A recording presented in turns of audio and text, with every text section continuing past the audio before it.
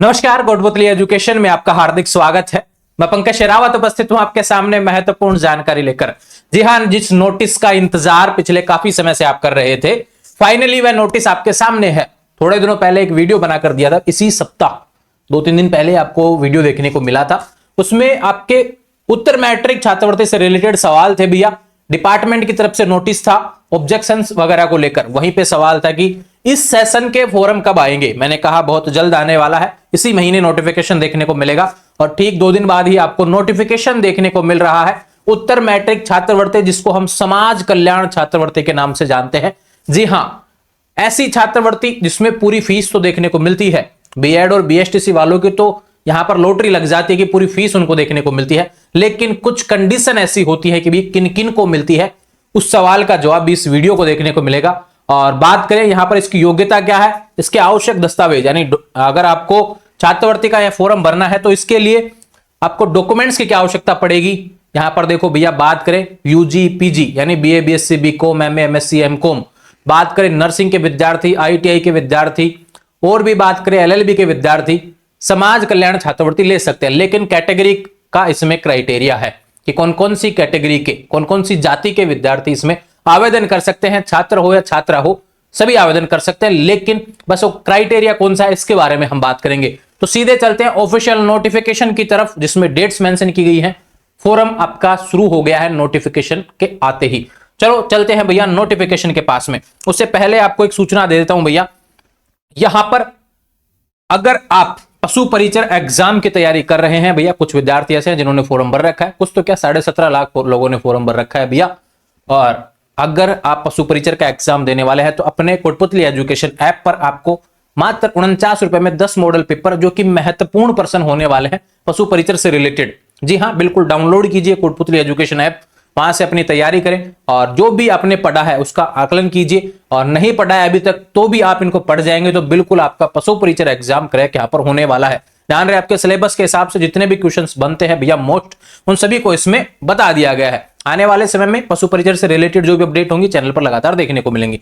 चलते हैं अपने नोटिफिकेशन की तरफ। ठीक है भैया, अपना नोटिफिकेशन ये रहा। इससे पहले आपको मुझे आवश्यकता पड़ेगी पेन की, और पेन मैंने रख दिया साइड में। चलो एक बार ले लेते हैं भैया। ठीक है, ये रहा नोटिफिकेशन जिसका इंतजार आपको था।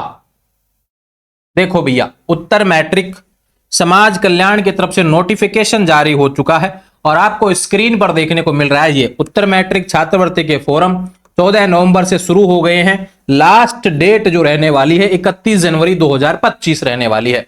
काफी समय आपके पास में है, अच्छे से फॉर्म भरना है, गलती नहीं करनी है। एक बार में सही से फॉर्म भरने का प्रयास किया करें, क्योंकि बार बार अगर आप उसको क्लियर करते रहते हैं तो फिर छात्रवृत्ति में भी डिले होता रहता है। इसलिए एक बार सारे डॉक्यूमेंट्स मिल जाएं, आपके खुद के तैयार हो जाएं, फिर उसके बाद फॉर्म लगाएगा। ऐसा नहीं एक कागज कम है फिर उसके बाद लगा दिया, फिर ऑब्जेक्शन आ रहा है, फिर उसको सही करवा रहे हैं, तो आप खुद ही सीरियस नहीं है फॉर्म को लेकर, तो फिर डिपार्टमेंट भी सीरियस नहीं होने वाला। और जब भाई फ्री की चीज मिलती है ना, तो सारे कागज सही से होंगे तो एक बार में मिल जाती है, और नहीं तो फिर बाद में पेंडिंग में रख देते हैं और पेंडिंग को फिर चेक नहीं करते हैं। काफी समय लगता है, फिर जयपुर चक्कर काटने पड़ते हैं अपने डिपार्टमेंट में। इसलिए बेहतर होगा एक बार में अच्छे तरीके से फॉर्म भरे। कोई बात नहीं, नवंबर में आपके डॉक्यूमेंट्स रेडी नहीं है, दिसंबर में भरो ना। लास्ट डेट क्या है 31 जनवरी 2025, इससे पहले आपको फॉर्म भरना है। जितना जल्दी फॉर्म भरेंगे उतना जल्दी वेरीफाई होगा। बस सही से फॉर्म भरना आना चाहिए। उससे पहले आपको देखना पड़ेगा वीडियो कंप्लीट डिटेल्स के साथ में। ठीक है भाई, ये हो गया। फॉर्म कहां से भरना है, एसएसओ आईडी के माध्यम से आपको फॉर्म भरना है। स्कॉलरशिप का पोर्टल होता है SJMS, एसएसओ आईडी जब आप ऑन करेंगे भैया तो आपको मिलेगा पोर्टल इसका। ठीक है, अब इसमें कोई सी भी कॉलेज में आप रेगुलर पढ़ रहे हो, ध्यान रखें यहां पर दिया राज्य की राजकीय निजी मान्यता प्राप्त शिक्षण संस्थाओं में, ठीक है, राष्ट्रीय स्तरीय के शिक्षण संस्थाओं में, सभी में, राजस्थान के जितने भी कॉलेज हैं भैया उन सभी के लिए नोटिफिकेशन यहाँ पर होने वाला है। लेकिन क्लासेस के बारे में भी हम बात करेंगे, उससे पहले कुछ चीजें आ जाती हैं जो कि आपको जानने की आवश्यकता है। ठीक है भैया, मैं आपको बताने वाला हूं यहाँ पर इसका पोर्टल जो आपका चालू हो रहा है उससे रिलेटेड बातें करेंगे। तो इसमें इंपॉर्टेंट है कैटेगरी वाला जो सीन है, सबसे इंपॉर्टेंट है भाई किस किस कैटेगरी को छात्रवृत्ति देखने को मिलती है। ठीक है, यहां पर आपको स्क्रीन पर देखने को मिल रहा है, ये देख लीजिए इसका क्राइटेरिया। मैंने पहले भी कहा भी समाज कल्याण छात्रवृत्ति कुछ ही कैटेगरी के लोगों को मिलती है, जिसमें किस किस को मिलती है लिख लीजिए यहां पर SC, अनुसूचित जनजाति ST, ठीक है, अनुसूचित जाति तो हो गया SC, अनुसूचित जनजाति हो गया ST, अति पिछड़ा वर्ग MBC, ठीक है, इसके बाद में बात करें यहां पर डॉक्टर अंबेडकर आर्थिक पिछड़ा वर्ग ईबीसी वाला हो जो होता है, ये ईडब्ल्यूएस नहीं है, ध्यान रखना, ये ईबीसी है।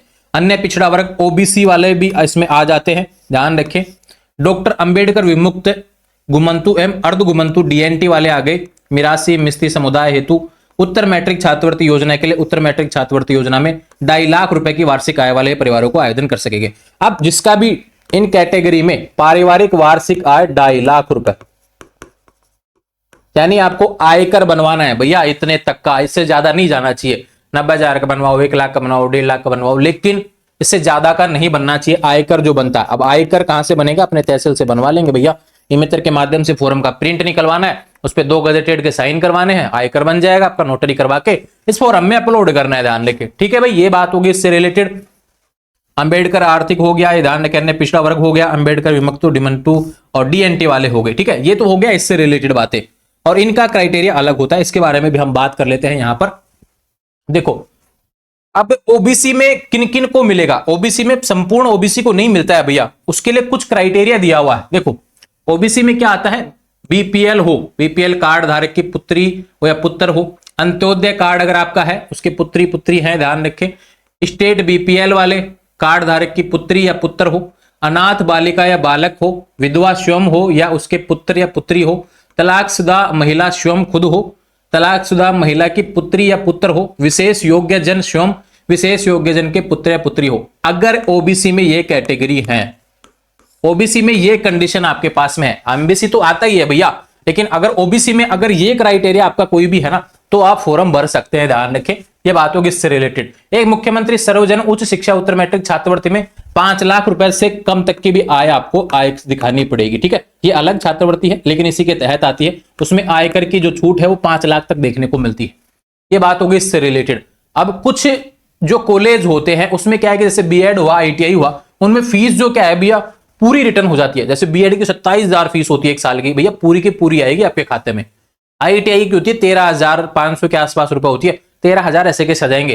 बात करें बीएसटीसी के 13,000 के आसपास है, 13,555 ऐसे कुछ, हाँ बिल्कुल ऐसे कैसे आ जाएगी आपके अकाउंट में, ठीक है। तो उसके लिए अगर आप कॉलेज से फ्री सिप कार्ड बनवाना चाहते हैं कि भैया मैंने छात्रवृत्ति के तहत एडमिशन लेना चाहता हूं, तो वो भी आपको अवेलेबल है। आवेदन प्रक्रिया मैंने बताया, एसएसओ आईडी के माध्यम से आपको फॉर्म भरना पड़ेगा। लास्ट डेट के बारे में ऑलरेडी मैंने जिक्र पहले कर लिया था, और फॉर्म के बारे में आपको यहां पर बता भी देता हूं। लास्ट डेट है 31 जनवरी 2025, इससे पहले आपको फॉर्म भरना है, ठीक है भाई। समझ में आई बात। और बातों की तरफ चलते हैं, इसमें क्या क्या जानकारी आपको रखनी है। ये हो गए दस्तावेज, इंपोर्टेंट है। आय का विवरण, उसके लिए आपको आयकर चाहिए, जो ऑफिशियल नोटिफिकेशन में दिया है वही बताने वाला हूं, अलग से कुछ भी डॉक्यूमेंट्स नया ऐड नहीं करेंगे। एक होता है भैया मूल निवास, जहां पे आप रहते हैं। अब ध्यान रखें, जाति प्रमाण पत्र, जिस भी कैटेगरी से आप, अगर जाति प्रमाण पत्र नहीं होगा तो हमें कैसे पता चलेगा कि भाई आप एससी के हैं, एसटी के हैं, ओबीसी के हैं, एमबीसी के, किसके हैं। तो वो सारी जानकारी इसकी वजह से। गत वर्ष की अंक तालिका यानी लास्ट ईयर की मार्कशीट, ध्यान रखें। अब देखो, जिसका फर्स्ट ईयर में एडमिशन है तो पिछली क्लास की मार्कशीट लेके आओ, जो सेकंड ईयर में एडमिशन है वो फर्स्ट ईयर की मार्कशीट लेके आओ, जिसका थर्ड ईयर में एडमिशन है भैया उसको सेकंड ईयर की मार्कशीट लेनी, पिछली क्लास की मार्कशीट आपको लानी पड़ेगी, ठीक है भाई। अवांछित दस्तावेज ऑनलाइन अपलोड नहीं होने पर मूल दस्तावेज को रंगीन स्कैन कर पोर्टल पर यथास्थान अपलोड करना होगा, ठीक है भैया। ये बातें होगी इससे रिलेटेड। और बैंक वगैरह में सारी जानकारी आपकी ठीक से होनी चाहिए, नाम, जाति, लिंग, आयु, पिता का नाम, माता का नाम, ये सारी चीजें आपकी हैं भैया जनाधार पोर्टल से ली जाती हैं। इसलिए जो अपडेट करना है जनाधार में करो, आपके डॉक्यूमेंट्स जनाधार में सेम नाम वगैरह सारी चीजें सही होनी चाहिए। ऐसा नहीं बाद में ऑब्जेक्शन आता रहेगा किसी चीज को लेकर, तो इसलिए सारे डॉक्यूमेंट्स में नाम हुआ, पापा का नाम हुआ, सारी चीजें सही होनी चाहिए। आपका वार्षिक आय हुआ, जो आयकर वाला जो अपडेट रहेगा वो भी आपको वहां पे अपडेट करना पड़ेगा। जनाधार आईडी और आधार कार्ड के अभाव में इस छात्रवृत्ति का लाभ नहीं ले सकेंगे, ये ध्यान रखें। आपके पास में जनाधार और आधार कार्ड होना चाहिए, क्योंकि राजस्थान वालों को मिलती है तो सीधी सी बात है, राजस्थान वाले के जो डॉक्यूमेंट्स होते हैं वो तो आपको चाहिए, ठीक है। विद्यार्थी का बैंक का विवरण, जिसमें बैंक का खाता, आधार कार्ड, सीडेड होना अनिवार्य, आधार कार्ड जुड़ा होना चाहिए, ध्यान रखें। केवाईसी कंप्लीट होनी चाहिए, कोई खाता बंद नहीं होना चाहिए। शुल्क संरचना, आपके कॉलेज में आपको जाना है, सीधी सी बात है। आपके कॉलेज में नोटिस बोर्ड में आपको वहां पर सूचना लगी हुई होगी एक, कि आपकी फीस इतनी होती है। अगर आपको नहीं पता है, कॉलेज में नहीं लगी हुई है, तो भैया फॉर्म भरने से पहले कॉलेज जाएंगे, अपने क्लास टीचर से पूछेंगे कि मुझे छात्रवृत्ति का फॉर्म भरना है, मुझे कौन कौन सी फीस उसमें ऐड करनी है। इसमें सारी फीसें ऐड होती हैं, ध्यान रखें। इसमें एग्जाम फॉर्म फीस भी ऐड होगा, पत्रिका शुल्क हो गया, पुस्तकालय शुल्क हो गया, खेलकूद शुल्क हो गया, रजिस्ट्रेशन शुल्क हो गया, ट्यूशन फीस, ये सारे आपको कॉलेज है जो एक नोटिस बोर्ड पे लगा देता है कि भाई ये फीस फॉर्म भरते टाइम आपको रखनी है, उसमें डिटेल देनी है, ये ध्यान रखें। तो वो आपको यहाँ पर लिखनी पड़ेगी। अगर ये चीजें गलत लिखते हैं आप तो आपका फिर फॉर्म ऑब्जेक्शन में आएगा, ठीक है। तो ये भी आपको सही से भरनी है। बात करें शिक्षण संस्था में पाठ्यक्रम का चयन, अपनी क्लासेज आपको सही से चयन करनी है, ये ध्यान रखना है। SSOID में जब फॉर्म भरेंगे तब गलत मत कर देना। आवेदन में केवल छात्रवृत्ति पोर्टल पर मान्यता प्राप्त शिक्षण संस्थान उसके पाठ्यक्रम हेतु प्रदर्शित होंगे। जो आपका कॉलेज है भैया आपका मान्यता प्राप्त होना चाहिए, वही आपका शो होगा यहाँ पर, ध्यान रखें। विद्यार्थी की बायोमेट्रिक उपस्थिति, ये है इंपॉर्टेंट बात। यहाँ पे कंडीशन इस छात्रवृत्ति में जो रहती है वो बायोमेट्रिक से रिलेटेड, लेकिन इसमें कुछ छूट दी गई है।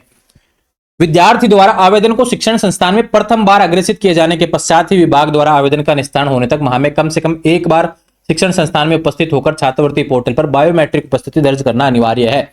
बायोमेट्रिक अटेंडेंस भैया अंगूठा लगाना पड़ेगा। कहां लगाना पड़ेगा? कॉलेज आकर महीने में एक बार। जब आपका फॉर्म यहां पर भरा जाएगा उसके बाद में कॉलेज उसको फॉरवर्ड कर देगा, डॉक्यूमेंट चेक हो जाएगा, उसके बाद में आपको लगाना पड़ेगा यहां पर अंगूठा कॉलेज में आकर, उसको बोलते हैं बायोमेट्रिक अटेंडेंस। ध्यान रखें, अगर यह नहीं लगाएंगे तो फिर आपका बायोमेट्रिक अटेंडेंस, ध्यान रखें, अगर समय से नहीं होता है तो फिर आपका फॉर्म आगे नहीं भेजा जाएगा, आपको छात्रवृत्ति नहीं मिलेगी, वो ऑब्जेक्शन में चलता रहेगा। इसलिए समय से ये सारी चीजें करना पॉसिबल, ध्यान रखें। और कॉलेज में इसको लेकर आने वाले समय में लगातार नोटिस देखने को मिलेंगे। रेगुलर एडमिशन वालों को छात्रवृत्ति मिलती है, रेगुलर विद्यार्थियों को कॉलेज से अपडेट रहना भी आवश्यक है।